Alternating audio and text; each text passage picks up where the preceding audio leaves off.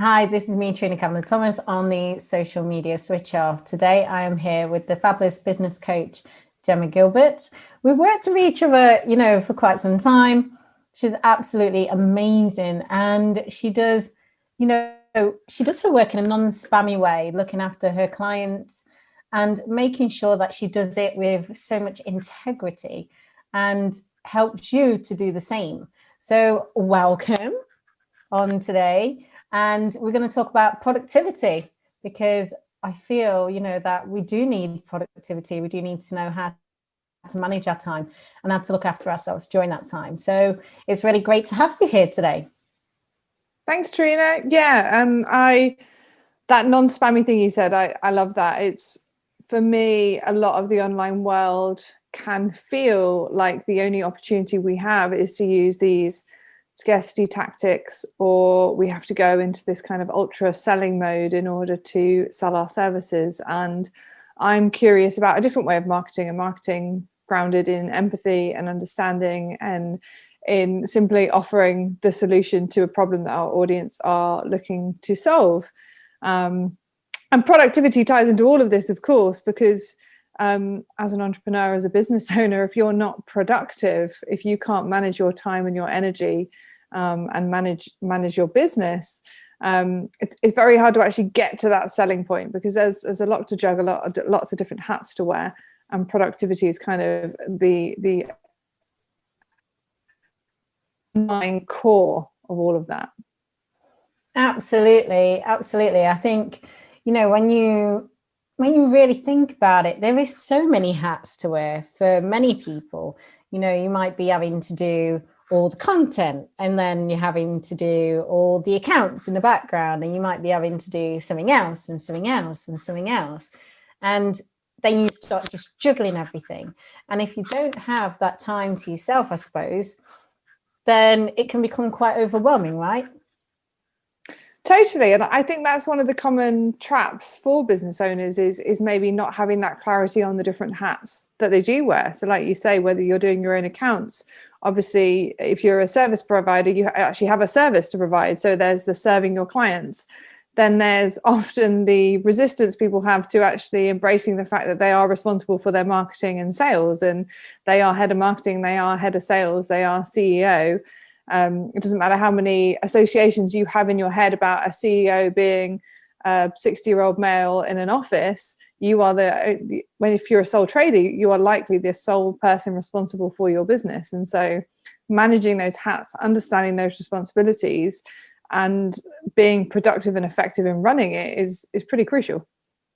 Oh, absolutely. I love what you were saying about the CEO as well.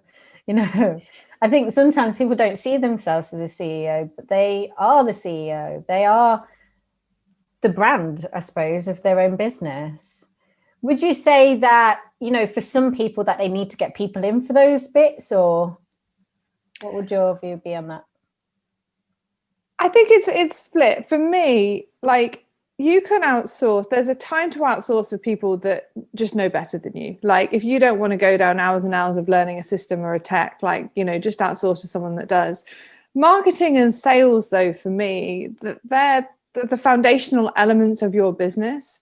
If you outsource that from the beginning, if you don't understand what marketing is, how to market, how to sell, to rely on somebody else from the start, for me, puts you in quite a weak position, in that you're always going to be entirely reliant on someone else for that piece of the puzzle. So I feel like the most natural route is to begin that yourself. And that doesn't have to mean, you have a 3-year marketing strategy. That means you just learn about how to convey your message about the problem you solve to the right people. That's really good, because sometimes, even I've been in this position and still am sometimes as well. It's conveying that message. For a lot of people, how do they convey that message? How can we convey our message? This is the golden egg, isn't it? How do we convey our message?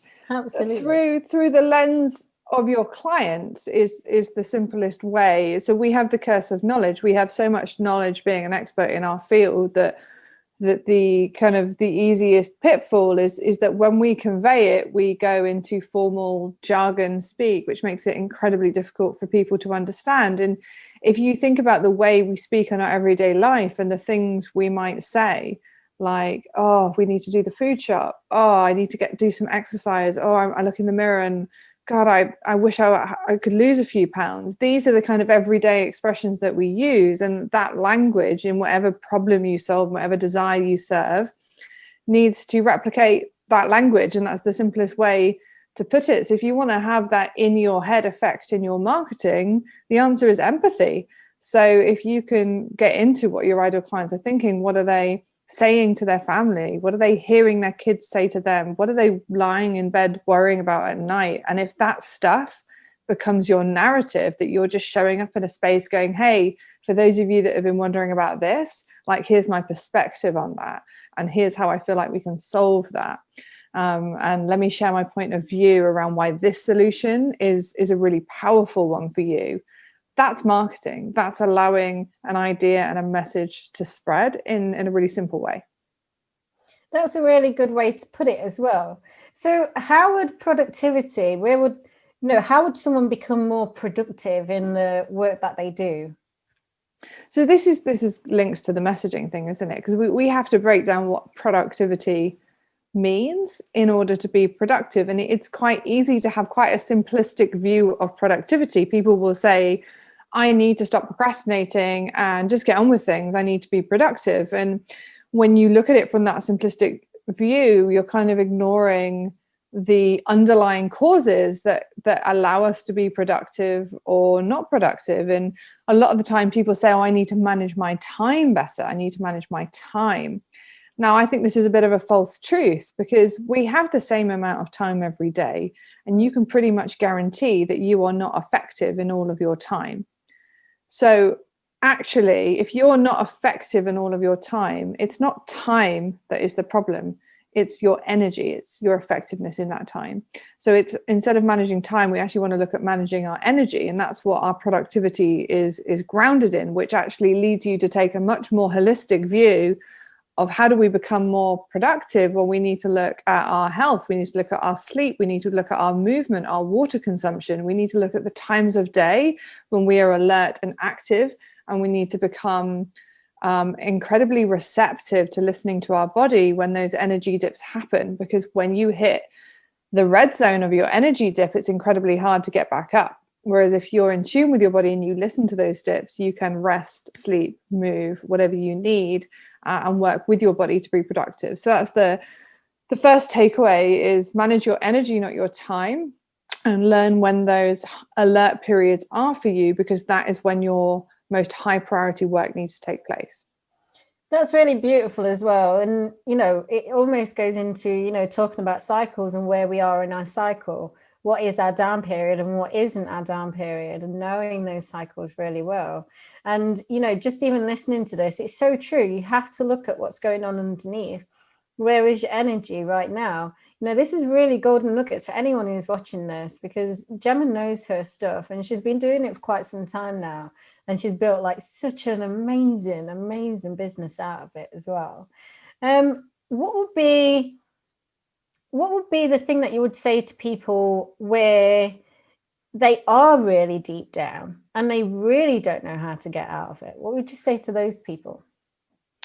They're deep down in their mood, is that what you mean? Or So yeah, they've obviously got into that red area and they really don't know how to get out of it, because sometimes they may be in a more fearful state of kind of coming out of it. Some people may be fearful of success, but there may be other things as well. Totally. Well, I guess there's a couple of different things I think around that. Like, one is, look at those cornerstone habits that ground you. So mine is sleep, right? And I know that without sleep, I fall apart.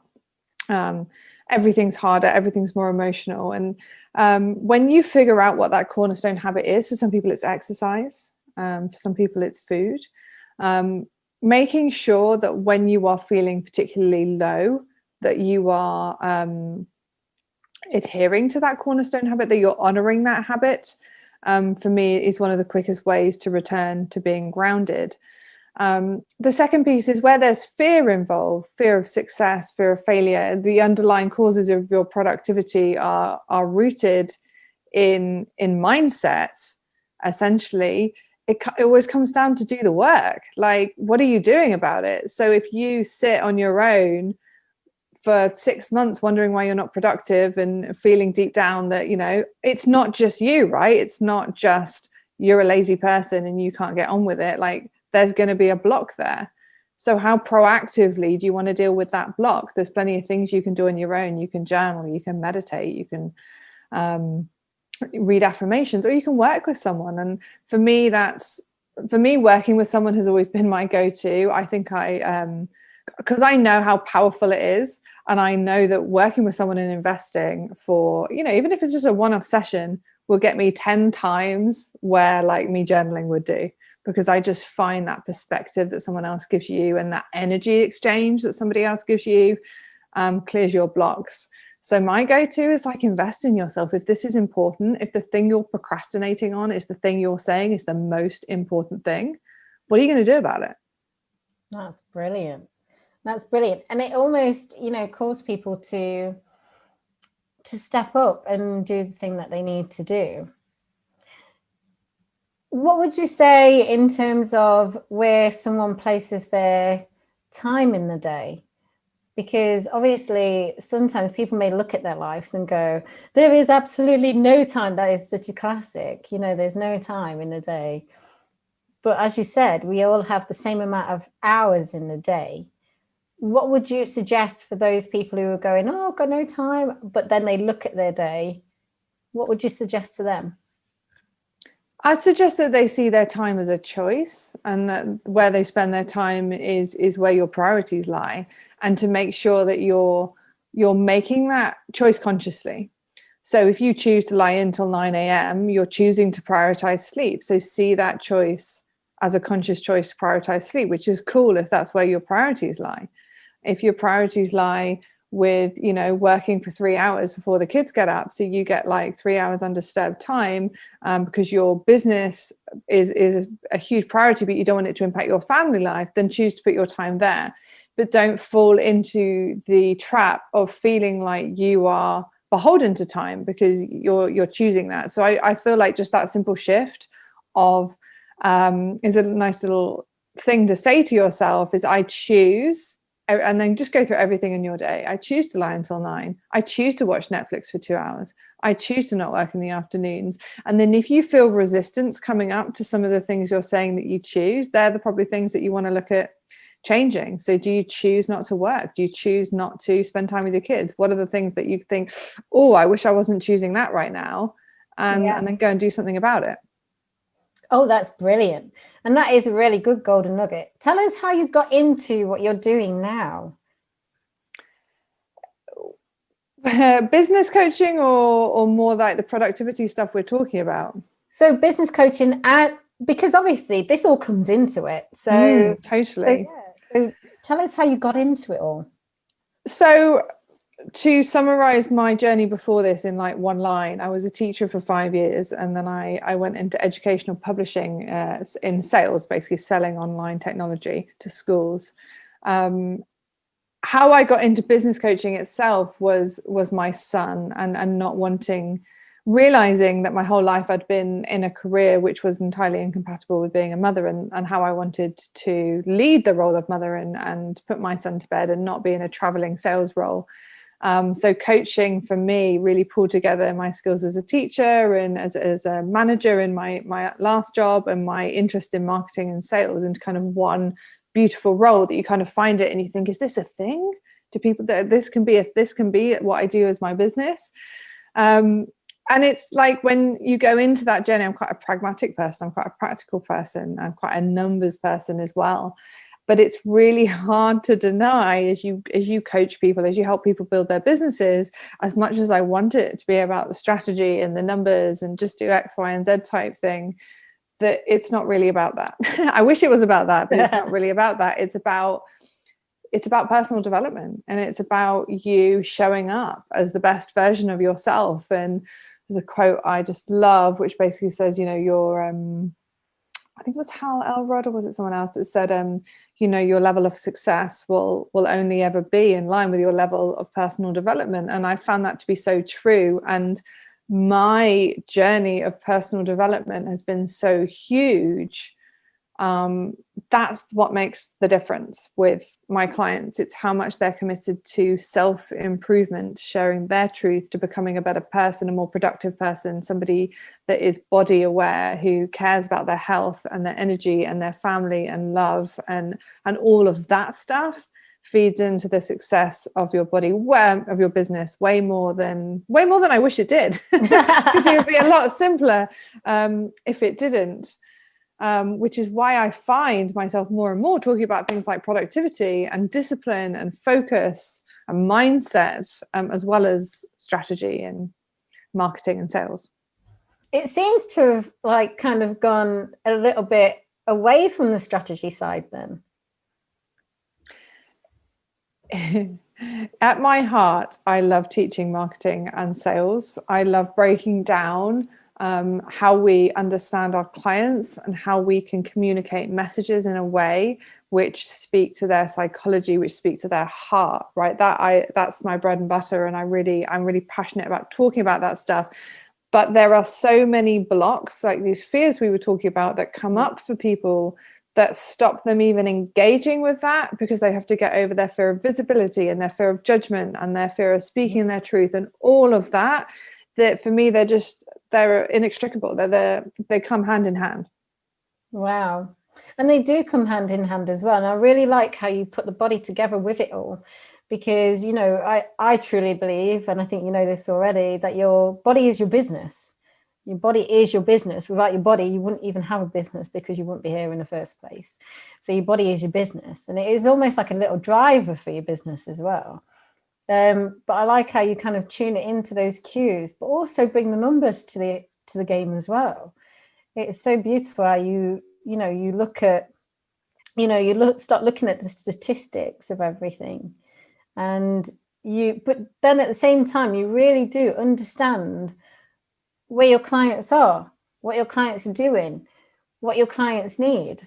I think that is really important. I know that there's going to be a lot of people who watch this and, you know, really stuck for that kind of clarity for one, but the focus and the productivity as well, because they all come together to create that productivity, right? Totally. And like, if you're not clear, that's a productivity killer, isn't it? Because every day you sit down and you're like, well, where do I focus? What do I focus on? And you can manage your time and energy brilliantly, but if you sit down and you don't know what you're doing, there's nothing to do, right? And I guess that's the second takeaway I was going to speak about, is like, how do you know what your priorities are? Do you hold that perspective on your business? And that takes clarity. That takes you knowing your goals. And like, it's very easy to talk about goals really flippantly and say like, oh, you should set goals and they should be smart. And I don't really buy into all of that smart goals in the kind of corporate sense, but I buy into goals in that, like, if you don't know where you're going, how are you going to get there? Yeah, because that's just impossible. You will think you're heading off in that direction, but you're going in the other one because you've never stopped to pause. And it's very easy to trick ourselves on a daily basis that we are busy. We're too busy to sit down and actually think about where we want to go and to get super clear on that. And that is where productivity comes from, is that clarity. And the planning needs to come before the implementation. So I wouldn't recommend, if you want to be like a complete productive badass, that you sit down and try and decide what you're going to do with that time you have. That needs to have happened beforehand. So whether that's a slot at the beginning of the week, whether that's a slot at the weekend when the kind of pressure of the week isn't there, that's my favorite. To sit down and go, okay, well, if I want to be there in a year's time, and I want to be there in 6 months' time, and I want to be there in 3 months' time, then like, what this week is going to help me make that progress, and then break it up. It's so simple, but so many people don't do it. So like, break it up. So on Monday, what do you need to do? What's the one thing you need to do that's going to move you forward? I speak to so many business owners and they've had the same task on their list for 6 months because they've never scheduled it. They've never broken it up. It's just seemed too big.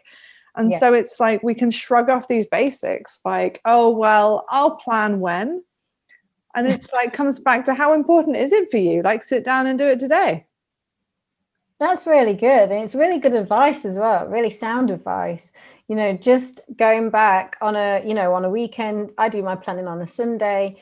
And it's nice just to go, okay, that's the thing that I really want to get done this week. And then just action it. But there are sometimes, as you mentioned, there are some things, even I go through this as well, where you want to do something, but then you don't do it for, different reasons or another, or something happens and you go do the washing, or you go like wash the pots, or you go do something. I mean, this has happened to me before in exercise as well, where I've sat outside the gym for 2 hours, just sat in my car, 2 hours, just looking at social media instead of actually just getting up out of the goddamn car and just stepping into the gym just to go and train. 2 hours. 2 hours. But I know, I know where people come from when you do that. And it's sometimes for many people just a difficult thing to get out of sometimes. But once you do it, you're then rewarded with this almost like relief in your body. Totally. And it's like, we think about forming habits and all of this. Like one thing is if you're repeatedly coming up the same resistance, like point to it and say it aloud. Like I notice that every time I sit down to do this one task, suddenly the washing needs doing. Just like say it aloud and like bring that to your consciousness. That's the step. The next thing is like shorten the goalpost. So whether you're thinking, I'm going to sit down and focus this for 2 hours, just shorten it to I'm going to set a timer for 5 minutes and I'm just going to start. I'm just going to start and take that first step, because that first step is the one that we resist. It's the same with forming habits. Like if you want to go for a run every day, start by just getting into your gym kit every day. Start by putting your shoes on, right? And then see what happens next. And over time, you're going to build up that habit. But if we just ignore it and it never, scheduling it in is the golden rule. Like if it doesn't get scheduled in, if it just sits somewhere in a notepad saying one day you got to do that, it's never going to happen. So for me, so much about productivity is structure. And you've got to work that out for yourself, because some people really thrive on structure and some people really like more of a fluid structure. Yeah. But I find even those who like a fluid structure, you've got to plan the fluidity in order for it to happen. So you have to have the days where this is my fluid day and I'm going to do anything, and these are my work days and these are the times I'm going to be working. Because otherwise, like, what are you actually adhering to? Like, what is your business model where you're actually going to have focused times when you're working? And how can you create time freedom if you're not focused on that? Oh, I love that. I love it because, and you mentioned, you hit something on the head there. It was that, you either thrive with structure or you're fluid, but you still need structure even when you're fluid. And that is so true. Otherwise you kind of like just sit there and go, okay, I'm waiting for a sign, and the sign may not even come. So yeah, it's really good to plan during those times as well.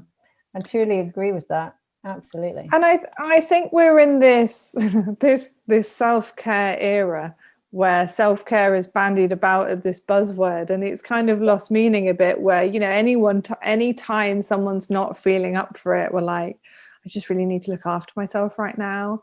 I just really need some self-care. And it's like, yeah, I buy into that. Like, but self-care also means discipline. Like self-care means you looking after yourself so that you can show up as the person you want to show up. It doesn't mean using the self-care excuse whenever you don't feel like something, because I just find it's become such a good out now for people. Yeah. Like this, I'm looking after myself. It's like, no, but are you? Or is that another excuse? But, and that's very true. Sometimes people use self-care as a method to just not do anything anymore. And also some people use self-care. I mean, I remember pinpointing, maybe some people relate to this, pinpointing a time where I loved being alone. So I spent a lot of time alone, but I got to the point where I actually felt lonely. And that is part of self-care, going then to go and see your friends, because that is granting yourself some self-care. But a lot of people don't notice that. They don't recognize that when they're in those moments where they do need to go do something else and actually, right, okay, now it's time to get out of that. I suppose sometimes you could feel that in your body as well. As you said earlier, you know, feeling that it's almost like a bit of a discord. You start to feel, oh, that's so it's not kind of right when you're resting so much, or when you're starting to feel a little bit anxious while you're resting. You know, maybe you do need to go do something else. Maybe it's time to get up and just start being a bit more productive, as Gemma says. You know, and it is about that. It is about that. That's why, and you know what, I have to say, Gemma introduced me to Pomodoro timer, which is absolutely brilliant. And, you know, just sitting there, 25 minutes, 5-minute break, could be 5-minute closing your eyes, having a bit of meditation, a bit of mindfulness, whatever, looking out the window or something like that. But just doing those, you know, doing that Pomodoro timer makes a massive difference to me. So thank you. Yeah, it's huge. It's huge. And the other thing about productivity is, like, I think Patrick Buggy said this to me. He did a training session in my membership, and he's a coach who coaches people to just be their best selves, the most productive, optimized selves. And he said when your kids are tired or grumpy, you know, this classic line that we say as mums, oh, they're just hungry, they're just tired. And we have such empathy to our kids. We know when they're not showing up as their best, they are tired or hungry, basically. They are tired or hungry. And yet when it's us and we're not productive, we use it to beat ourselves over the head and to bring this self-critic that you just need to try harder. Why can't you just do it in the moment? Just pull yourself together. Imagine saying that to like a 4-year-old or a 5-year-old, like, pull yourself together, just get on with it, right? You wouldn't. You would be like, they just need some rest right now. So have that same empathy to yourself in those moments. And if you're not being productive, the best thing you can do is pull yourself out of that situation. Like, reschedule the time where you choose to be productive, go have a nap and come back. Because tasks will take the amount of time you give them. There's studies to show that time and time again. So like a fun game you can play with the Pomodoro, like if you're currently doing 25 minutes, try doing it in 10. See if you can do the same amount in 10 or even 7 minutes. Find that time burst that you just think, man, I killed that 7 minutes. Like, that was the best 7 minutes of my life. And do it in that amount of time. That's brilliant advice as well. I really like what you said about the kids as well, because I think sometimes, and the word that came into my head and is compassion, giving yourself some compassion, you know, being kind to yourself, and that actually flags up in our body as well. But yeah, compassion is a massive thing. Usually flags up in your back muscles. So yeah, if they're kind of like twitching or anything, compassion, always compassion and kindness. So it's been absolutely amazing having you here. Tell us, how do we find you? So 2 things for you. The place where I hang out the most is my Facebook group, Mummy's Got Clients. Not just for mums if you're not a mum, but it's a circle of incredible women supporting each other as they grow their businesses. There's tons of free trainings in there, and I'm live in there all the time. So that's if you want community. If you want something tangible, if you're like, this is great, but give me a guide or something, go grab my free guide. So gemmagilbert.com/productivity-planner. And I show you kind of the structure I use to manage my productivity. I give you some awesome time management affirmations to stop you blaming time and start helping you choose to manage your time. And if you're interested in just reading more about me, you can just go to my website, gemmagilbert.com. That's brilliant. And we will pop her links below as well. I'll make sure they're there for you to definitely get her productivity. Get it, action it. Go find Gemma, go join her community. It's honestly well worth it. Such an amazing group of women in there as well. I just want to thank you for being here. Thanks, Trina. It's lovely to be here. Thank you for joining me. I've been trying to get this woman on for quite some time now. I'm really hard to pin down. I know. Honestly, I've been asking her for like ages. She would look round, Gemma, can you like just come and chat with me right now? She's like, oh, I can't, yeah. I'm like, okay, I'll wait. I will wait. The universe aligned and we are here. Exactly. I didn't even think about it. And then I had a message from Gemma going, I'm here now. I'm like, thank you. Oh, thank you so much for being here today. Thank you everyone for watching this. I'm truly, truly grateful and truly honored. I just want to say we're back every Friday at 12:30. So we will be running all the way through Christmas. So there'll be something on for you to watch that's tangible for you to get your hands on over Christmas. But please do follow these experts, because, you know, the reason why I'm having them here is because there's nearly 80 whatever billion, 8 billion people in the world.